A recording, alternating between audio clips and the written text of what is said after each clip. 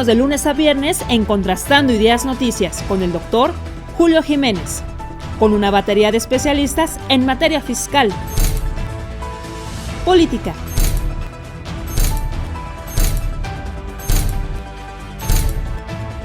economía, finanzas, justicia, deportes y espectáculos. Acompáñenos a las 22 horas, tiempo del centro. Amigos, ¿qué tal? Muy buenos días. Gracias por acompañarnos en esta mesa semanal de análisis político-electoral, jurídico-constitucional, una mesa donde analizamos los temas de mayor interés y de coyuntura nacional. Sin lugar a dudas, una semana pues muy interesante, polémica, preocupante para la democracia, alarmante para el Estado de Derecho y yo diría un precedente muy extraño para nuestra democracia, sobre todo para la democracia participativa. Temas polémicos, pero qué mejor analizar estos temas en la voz de voces especializadas, de voces autorizadas. Quiero agradecer la presencia de un gran hombre que ha hecho de la política una actividad digna, seria, profesional y sobre todo responsable. Don Demetrio Soy la Tijera. Demetrio, ¿cómo estás? Muy buenos días, bienvenido. ¿Qué tal? ¿Cómo estás? Muy buenos días. Bienvenido, gracias. También, obviamente, nos acompaña un hombre que conoce, sabe y entiende pues de los quehaceres político-electorales. Un abogado experto, una voz autorizada en temas de justicia electoral. Un hombre que ha sido miembro del Instituto Nacional Electoral, consejero del Instituto Nacional Electoral. Actualmente es el presidente de la Comisión de Derecho Electoral del Colegio Nacional de Abogados. Sí, estamos hablando del doctor Marco Antonio Baños, a quien le agradezco su presencia esta mañana en esta mesa de análisis. Marco, ¿cómo estás? Muy buenos días. Buenos días, Julio, Demetrio, muy buenos días y un saludo para el auditorio. Buenos días. Gracias por acompañarnos, gracias. Bienvenidos a nuestros invitados, amigos y especialistas de esta mañana. Bueno, quiero iniciar con don Demetrio. Quiero agradecerle y aprovechar para preguntarle de una vez de manera muy directa, ¿qué opinión le merece pues las acciones, las reacciones, las expresiones y las malas decisiones del gobierno de Claudia Sheinbaum, concretamente de Morena, ante estas manifestaciones que se han pues generalizado ya a lo largo y a lo ancho del país por diversos motivos? Pues ejecuciones, violencia, impunidad en Michoacán. Pues obviamente quejas, inconformidades, pues manifestaciones colectivas por sectores productivos, obviamente maíz, limón, aguacate, productores que están inconformes con las políticas económicas. Movilizaciones formuladas, organizadas y convocadas por las nuevas generaciones como la generación Z que vienen a expresar su inconformidad a la capital de la República Mexicana. Los maestros de la CENTE que siguen inconformes. Esto es un caldo de cultivo para demostrarle al gobierno de Morena que no está haciendo bien las cosas y que lo que está haciendo, o al menos lo que está decidiendo en el terreno de la política económica, política electoral y política social, no son las más acertadas. ¿Qué opinas, Demetrio, al respecto? Mira, yo primero comentaría sobre la marcha, ¿no? Por favor. La marcha convocada por la generación Z. Primero hay que aclarar que en el mundo, cuando se convoca una marcha, que se han convocado varias marchas por la generación Z, no van nada más los jóvenes. Son marchas que convocan a todo mundo. La convocan los Zetas. Aquí se ha criticado que porque había mucha gente que no eran jóvenes. En todo el mundo ha sido así. Cuando la generación Z convoca, ahí van gente de todas las edades y van todos aquellos que quieren manifestar algo de rechazo al gobierno, que fue lo que pasó en México. Había gente que había sido su familia amenazada, estaban gente, productores agropecuarios, sí, había muchísima gente, pero la convocatoria fue de los Z. Mentira, y ahí sí la presidenta miente, y sabe que miente, y ese es un problema. Tenemos una presidenta, igual que la López Obrador, que mienten sabiendo que mienten, no mienten por equivocación, mienten conscientemente. Por convicción. Exacto, mienten conscientemente. Esto no fue convocado ni por Salinas Pliego, ni por la ultraderecha, fue convocado por jóvenes. Jóvenes que algunos militan en un partido, otros no militan en un partido, pero son jóvenes. Es más, no se sabe ni quién convoca, quién inicia la convocatoria. Claro. Es una convocatoria que se van sumando jóvenes, y la marcha fue muy numerosa. Ahora, los jóvenes no son violentos. Hay un grupo violento, pero un grupo violento que ya viene repitiendo su presencia y su violencia pues en todas las últimas marchas independientes. Qué raro que ese grupo nunca se presenta cuando hay concentraciones de Morena, nunca. Únicamente cuando es la oposición se presenta este grupo para desprestigiar, para quitarle autenticidad a la marcha. Pero es un grupo que el gobierno, a ver, la presidenta dice que por favor la Procuraduría investigue. A ver, este grupo ha estado produciendo violencia desde que ella era jefa de gobierno. Claro. Ella debería haber tratado de investigar. Sí, es increíble que el gobierno no sepa quiénes son estos cuates o quiénes son estas personas que causan la violencia. Es un grupo articulado, financiado por alguien, manipulado por alguien o controlado por alguien, y por lógica, si el gobierno no sabe quiénes son, o si es que sí sabe quiénes son parte o convocados y controlados por el gobierno. La presidenta ha sido, yo creo, inclusive muy ruin, como ella dice, muy ruin, al tratar de desprestigiar una marcha auténtica de jóvenes y tratar de desprestigiar a todo aquello que no está en contra de ella, o todo aquello que es crítica de ella, porque ni siquiera estaban en contra de ella, ni siquiera la marcha fue contra ella. La marcha fue para protestar los jóvenes, sobre todo. Los que más miedo tienen de la inseguridad son los jóvenes, porque es donde se han ensañado la violencia. Y también es donde muchos jóvenes tienen que caer en el narcotráfico porque no tienen otra opción. Entonces yo primero concluiría con eso. Qué pena, más que error político. A ver, tú te puedes meter con quien sea, no te metas con los jóvenes, porque los jóvenes tienen una unidad que va más allá de un partido, va más allá de una ideología. Es una generación que quiere tener oportunidades, y mientras que haya la inseguridad que hay en el país, esos jóvenes no tienen oportunidades. Totalmente de acuerdo con el análisis de don Demetrio Soy la Tijera. Quiero formular una pregunta directa al doctor Marco Antonio Baños, exconsejero del Instituto Nacional Electoral. Marco, ¿qué opinión te merece este posicionamiento, esta justificación o esta acción pretendiendo explicar lo sucedido el pasado fin de semana y, bueno, las acciones que ha emprendido el gobierno de Claudia? Como bien refería don Demetrio, no era una manifestación en contra de Claudia. Sin embargo, Claudia se la etiqueta, no sé si con la finalidad de distraer la atención del fenómeno Carlos Manso, no sé si sea con la finalidad de distraer la discusión de la opinión pública y que todo el mundo se concentre en este problema que hoy ya es una gran realidad. ¿Qué opinión te merece, Marco? Bueno, a mí me parece que el gobierno federal ha pretendido desvirtuar una marcha que tiene una convocatoria, coincido con Demetrio, auténtica, que es realizada por este grupo de personas que ahora se denominan en el mundo como Generación Z y que tiene causas en contra de la corrupción, de la inseguridad, del incumplimiento de las ofertas que en las campañas hacen los gobernantes en turno, y que no ha entregado, digamos, los satisfactores a la problemática social que se vive en muchos países.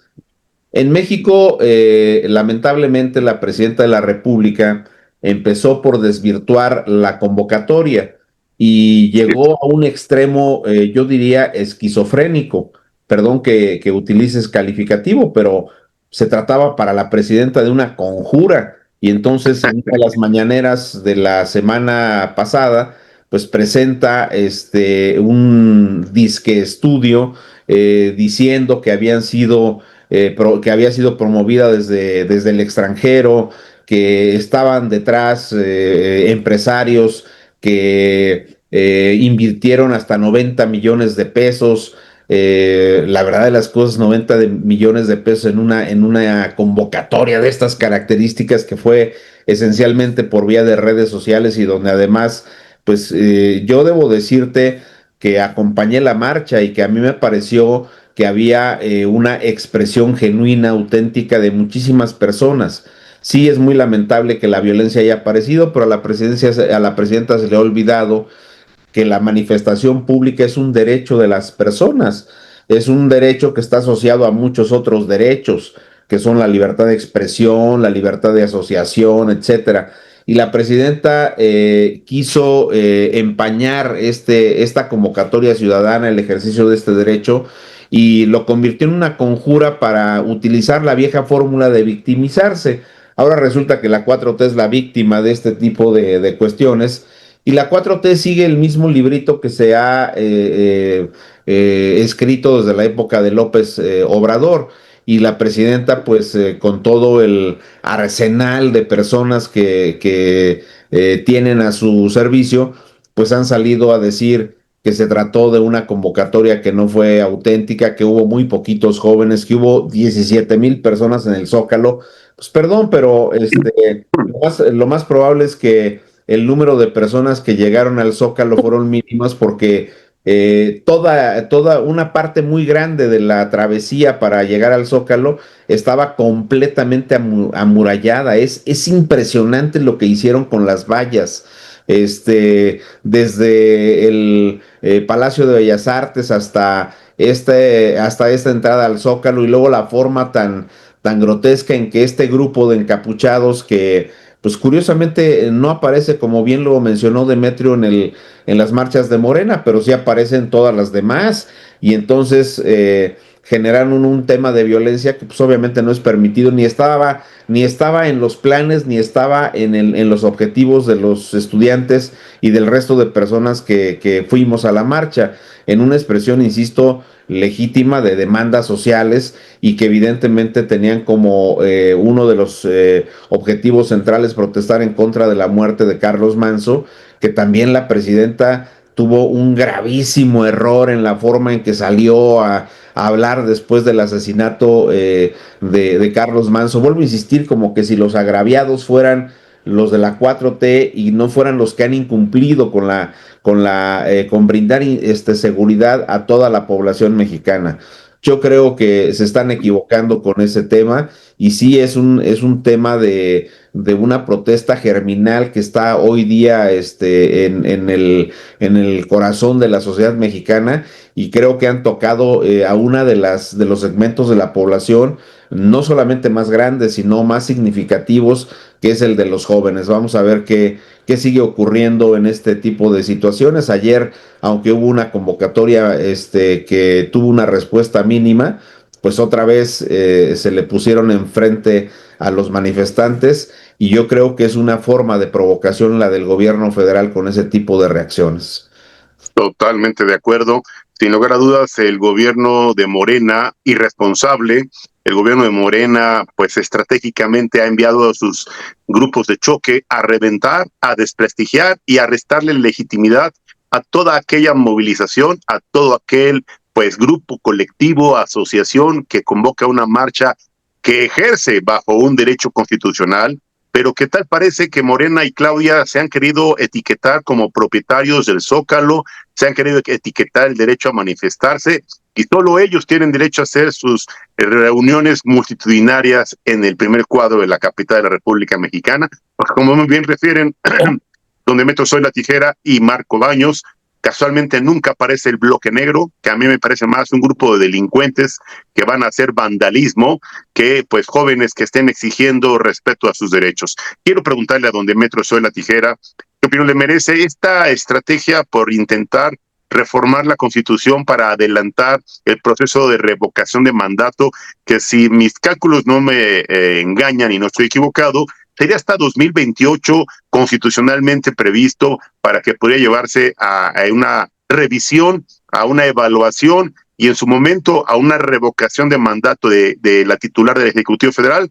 Están pretendiendo llevarlo casualmente a la jornada electoral de junio de 2027. ¿Qué opinión te merece, Demetrio?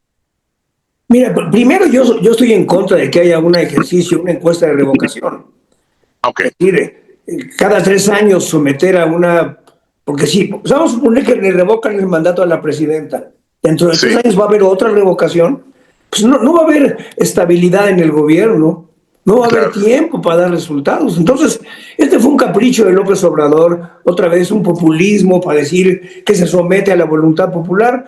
Yo en principio creo que no debe haber una revocación de mandato en un periodo, sobre todo para la presidenta y en general para los gobernadores. Ahora, cuidado, la presidenta sabe, y yo creo que se están dando cuenta de que todas estas decisiones que han tomado, todo el discurso de confrontación, está teniendo un costo político muy alto. Hoy salió una encuesta, ayer creo enviaron una encuesta de México Elige, donde es interesante, le preguntan a la gente cómo votaría según la revocación, y no lo tiene asegurado el triunfo la presidenta Claudia Sheinbaum. Es decir, lo quieren adelantar porque yo escribo hoy en un artículo, están oyendo pasos en la azotea. Es decir, ya no es el discurso de un partido, de una presidenta con toda la fuerza que le caracterizó a López Obrador durante todo su sexenio. Nunca se había votado, se había gritado fuera Claudia Sheinbaum, nunca se gritó fuera López Obrador. Cuidado, yo creo que ella con su discurso de copiar casi textualmente la forma en que del discurso de López Obrador está provocando una debilidad política en ella. Tan se siente débil que ella misma dice que no está débil. Es ridículo. Y además llama a los gobernadores a que digan que no está débil. Y llama a Dan Augusto y a Monreal para que digan que no está débil. O sea, cuando todo el mundo dice que no está débil, es que está débil. Y está débil porque, y no le conviene al país, Yo no creo que a nadie nos convenga una presidenta débil. Pero llamando a la revocación, es obvio que sí hay un ahorro y que cada revocación cuesta 5 o 6 mil millones de pesos que no deberían de gastarse, pero ok, que la pongan si quieren en la misma fecha de la elección, y yo no creo que tenga asegurado el triunfo. Yo creo que por primera vez Morena oye paso en la azotea y por primera vez la presidenta oye paso en la azotea sobre lo que fue durante mucho tiempo un partido prácticamente hegemónico como el PRI. Hoy es hegemónico en las cámaras, sin duda, y tiene un control o ha tenido un control que está perdiendo. Y qué bueno en parte que la pluralidad en el país crezca, eso va a fortalecer nuevamente nuestra democracia. Pero, ok, si la quieren realizar, si es un ahorro, pero cuidado, la puede perder Claudia Sheinbaum. ¿Habría riesgos si es que se diera este contexto para la estabilidad económica, para la estabilidad política, para la certeza de los capitales bursátiles, la bolsa, el tipo de cambio? ¿Habría consecuencias muy graves a nivel económico, político y social si es que se diera este cambio de gobernante en la titularidad del Ejecutivo Federal? Sin lugar a dudas, habría daños colaterales. Quiero preguntarle al doctor Marco Antonio Baños, electoralmente, ¿será una estrategia para, pues ya con la antesala que tenemos de estos, no sé si llamarle simulaciones o encuentros para llegar a la reforma electoral que está a la vuelta de la esquina el próximo año, ¿será esto un laboratorio para empezar a controlar y garantizar el triunfo mayoritario en 2027 y con ello tener el carro completo nuevamente en el Congreso de la Unión? Marco, ¿qué opinión te merece esta intentona por pretender reformar la Constitución? Bueno, yo creo que la estrategia de Morena que se materializó con esta iniciativa que presentó Ramírez Cuellar, pues tiene que ver con una estrategia estrictamente electoral. No se trata de un asunto aislado, se trata de uno de los miles de distractores que la 4T estila desde hace 7 años para distraer la atención de todos en la discusión de los problemas nacionales. No olvidemos que en medio de todas las críticas, de la reacción social que hubo por la muerte de Carlos Manso, fue que surgió este tema. Eh, la muerte de Carlos Manso, que además de ser un político que sistemáticamente enfrentó a la 4T y exigió apoyos para la seguridad de Uruapan, pues tiene que ver también con una reacción equívoca de la 4T que negó esos apoyos y que al negar esos apoyos generó pues esta situación que lamentablemente se presentó y que lastimó la persona de Carlos Manso y por supuesto a la familia más que al gobierno y a la presidenta de la República.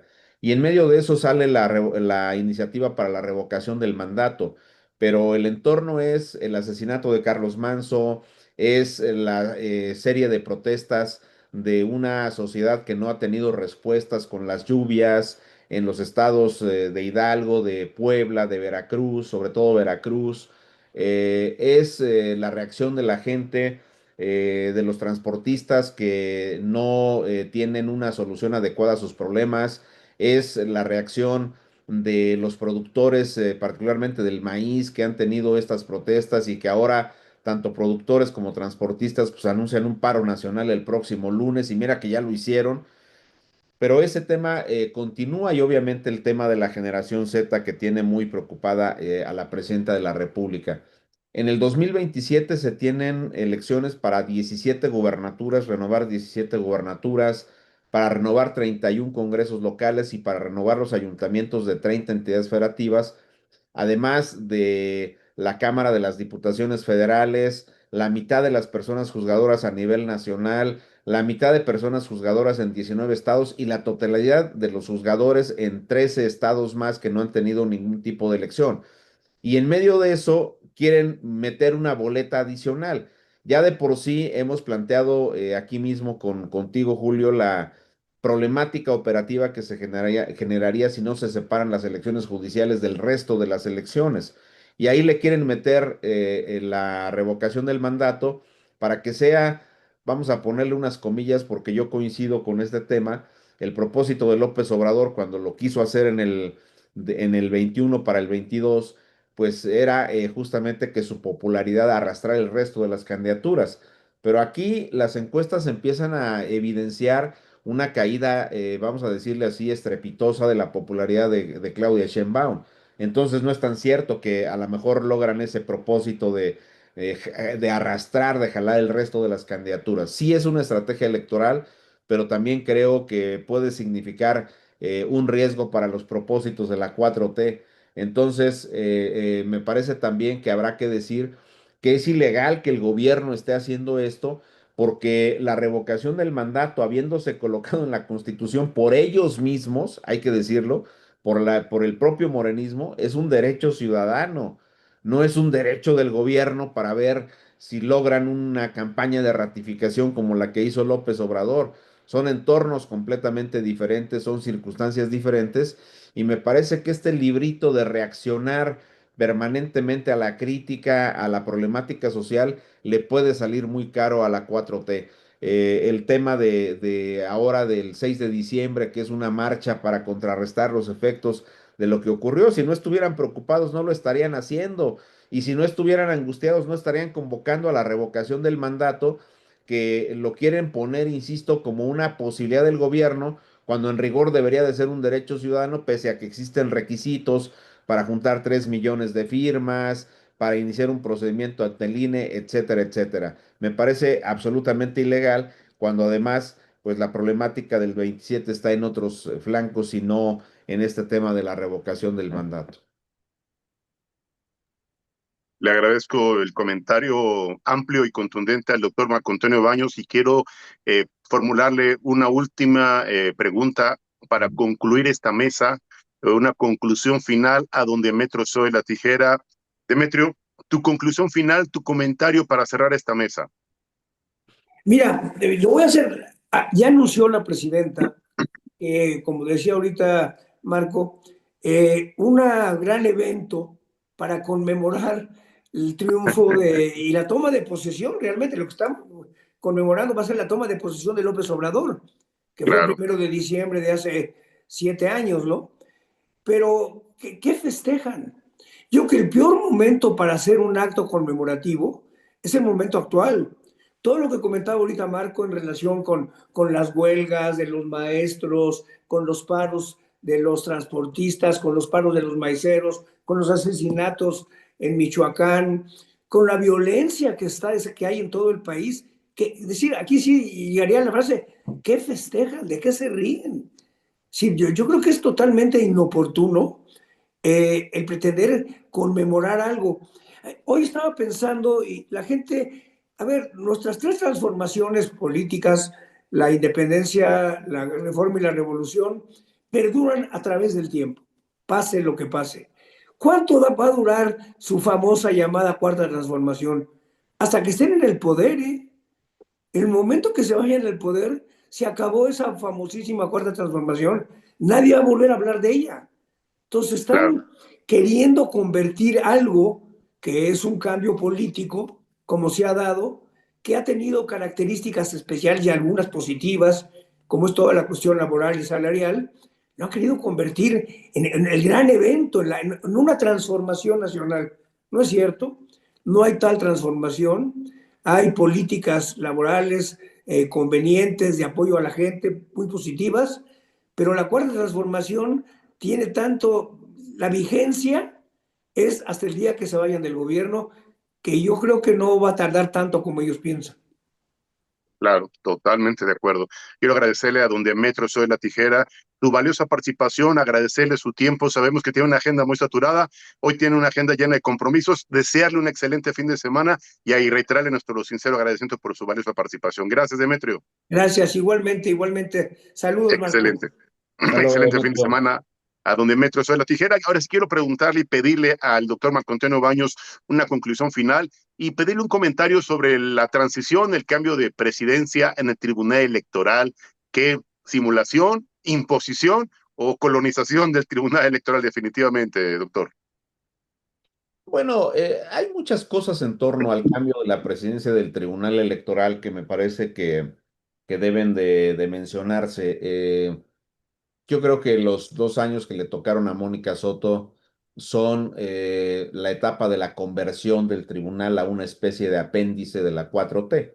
Hay que Claro, decir con absoluta claridad, no fue el ejercicio de un tribunal auténticamente imparcial, de un tribunal que se significara por sentencias que apelaran a mantener los principios de la justicia electoral, sino a un tribunal que complació y que se volvió cómplice de las decisiones, de las determinaciones ilegales de la 4T. Ahí están, solo por señalar algunas, pues el tema vinculado a la ratificación de las irregularidades de la elección de Claudia Sheinbaum, donde si bien a lo mejor no daba para anular la elección, pues sí, para declarar que la intervención de López Obrador fue ilegal con las mañaneras.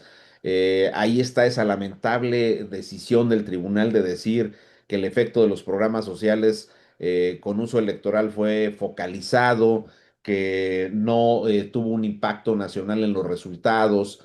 Ahí está todas las triquiñuelas que usó el Tribunal Electoral para declarar que era imposible suspender la elección judicial, con una contradicción horrible en una sentencia donde dice que no se van a meter con los efectos del amparo, porque no es su competencia, pero los efectos del amparo era suspender la elección, pero sin embargo claro. nadie podía suspender las elecciones. Es una decisión chimoltrufia de parte del tribunal.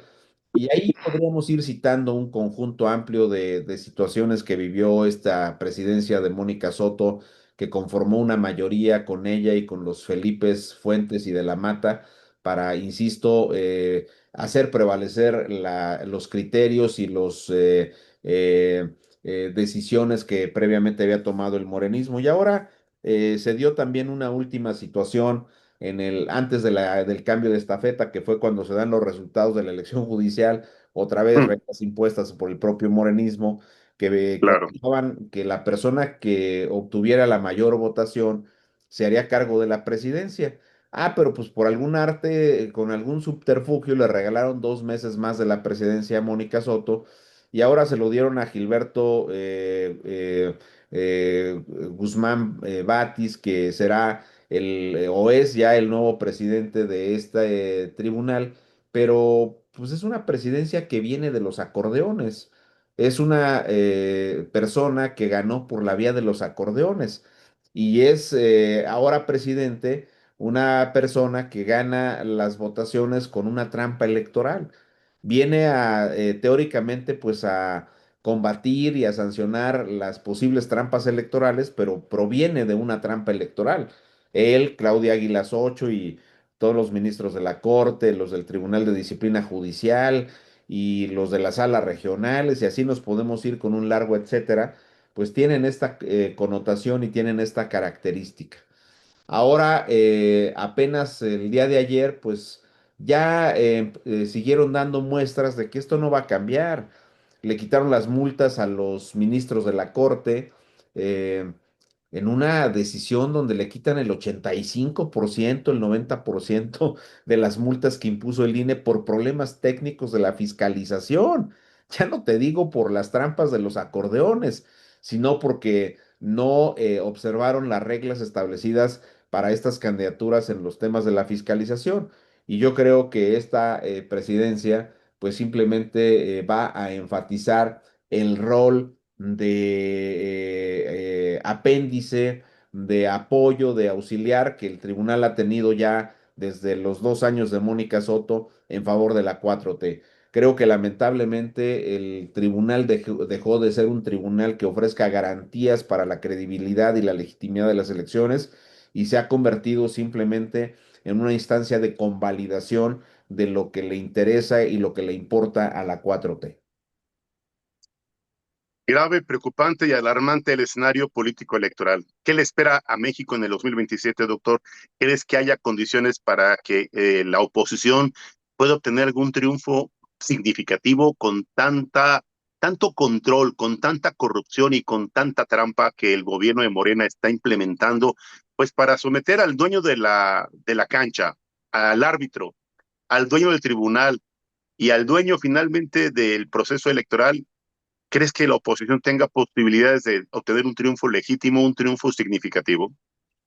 En mi opinión, no, porque la estrategia también implica los resultados de la posible reforma electoral. Yo creo que la reforma electoral nos va a decir con claridad qué es lo que va a pasar. Pero ante un tema que comentábamos hace unos minutos de la posible adelanto de la revocación del mandato y la multiplicidad de las elecciones que están, esta decisión del tribunal presidido por Mónica Soto de haber convalidado la más grave de las trampas electorales que han ocurrido en nuestro país, que fue el uso abusivo de los acordeones, pues ya fue legitimada. Entonces, el tema de los acordeones va a ser lo que prevalezca en las elecciones del 2027. Estamos muy cerca de comprobarlo y de que este tribunal pues diga simplemente que de acuerdo al precedente que el uso de los acordeones es válido, que los acordeones son una herramienta que se puede utilizar, pero ya vimos cómo lo utilizaron y luego nos dijeron que no supieron quién los imprimió, que no supieron quién los distribuyó y que por tanto pues no hay ningún delito que perseguir en una práctica que fue absolutamente fraudulenta. Tenemos unas elecciones que paulatinamente se van encaminando a lo que ha pasado lamentablemente en países como Venezuela. Lamentable el escenario electoral, preocupante el escenario para el Estado de Derecho y alarmante para la democracia de los mexicanos. Marco Antonio Baños, como siempre, agradecidos por tu tiempo, por tus valiosos comentarios, por tu amistad y tu confianza. Te deseamos un excelente fin de semana. Muchas gracias. Igualmente para ti, para ustedes, Julio, y obviamente para nuestro auditorio, muchísimas gracias por la generosidad de su atención. Fuerte abrazo y buen fin de semana al doctor Marco Antonio Baños. No le cambie, ya viene el maestro Nelson Vargas. Platicaremos también sobre un tema preocupante en materia presupuestal destinado precisamente a los deportistas que van a competir y a intentar poner muy en alto el nombre de México en los futuros Juegos Olímpicos, en el Mundial de Fútbol y en todos los compromisos y las competencias deportivas a nivel internacional que México tiene que hacer un trabajo lo mejor posible, sin recursos, sin apoyo, sin el compromiso asumido por las autoridades deportivas a nivel olímpico. Pero de eso platicaremos con el doctor Marco Antonio Baños, con el maestro Nelson Vargas. No le cambie, regresamos, seguimos contrastando ideas, regresamos.